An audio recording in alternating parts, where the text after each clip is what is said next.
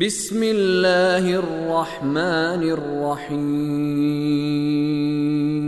ان المتقین فی ظلال وعیون وفواکہ مما یشتہون کلوا واشربوا ہنیئا بما کنتم تعملون انا کذالک نجزی المحسنین وَيْلٌ يَوْمَئِذٍ لِّلْمُكَذِّبِينَ۔ اللہ سے ڈرنے والے یقیناً سایوں اور چشموں میں ہوں گے اور اپنے من پسند میووں میں۔ جو اعمال تم انجام دیا کرتے تھے ان کے بدلے میں خوشگواری اور بغیر کسی روک ٹوک کے کھاؤ اور پیو۔ کوئی شک نہیں کہ اچھے کام کرنے والوں کو ہم اسی طرح جزا دیتے ہیں۔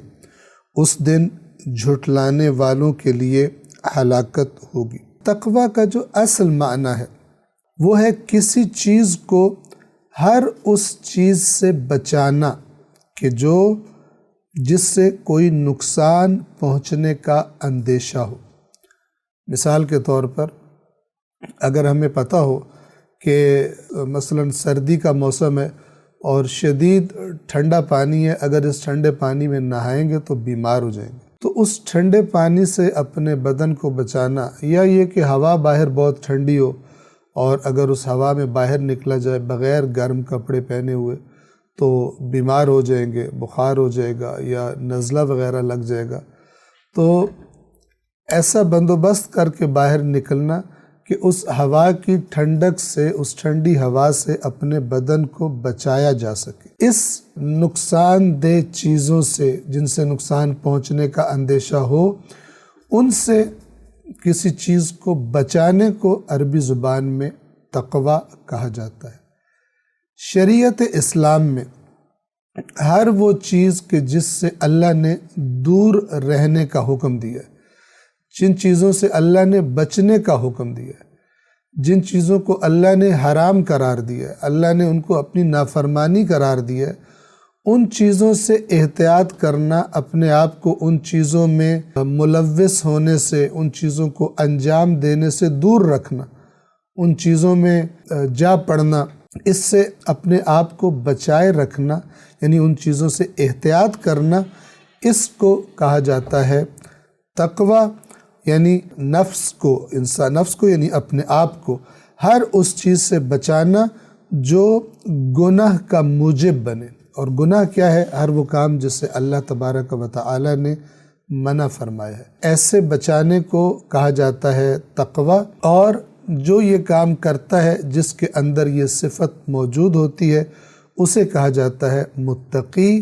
اور متقی کی جمع متقون یا متقین، جیسا کہ اس آیہ مبارکہ نمبر 41 میں آیا، ان المتقین، بے شک اللہ سے ڈرنے والے۔ ہم نے اس کا ترجمہ کیا، سادہ ترجمہ کیا جو عام طور پہ کیا جاتا ہے متقین کا، وہ ہے اللہ سے ڈرنے والے۔ یہاں بھی توجہ فرما لیں، پہلی بات تو یہ کہ اللہ ایسی ذات ہے کہ جس سے انسان کو محبت کرنی چاہیے، نہ کہ اس سے ڈرنا چاہیے۔ تو پھر کیوں کہا جاتا ہے کہ اللہ سے ڈرو؟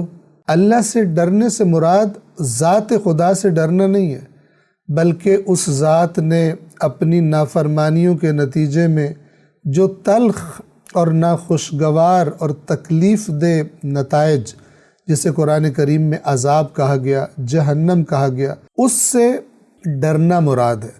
ظاہر انسان جب جہنم سے ڈرے گا تو اس سے بچنے کی کوشش کرے گا اور ان چیزوں سے بچنے کی کوشش کرے گا جو جہنم میں لے کے جاتی ہیں۔ اس لیے سادہ لفظ استعمال کرتے ہوئے کہہ دیا جاتا ہے مثلا متقی یعنی اللہ سے ڈرنے والا، تقویٰ یعنی اللہ سے ڈرنا۔ لیکن آپ کے ذہنوں میں یہ بات واضح رہے کہ تقویٰ در حقیقت سے مراد اپنے آپ کو بچانا ہے اللہ کی نافرمانیوں سے، گناہوں سے بچنا، گناہوں سے ڈرنا، جہنم سے بچنا، جہنم سے ڈرنا۔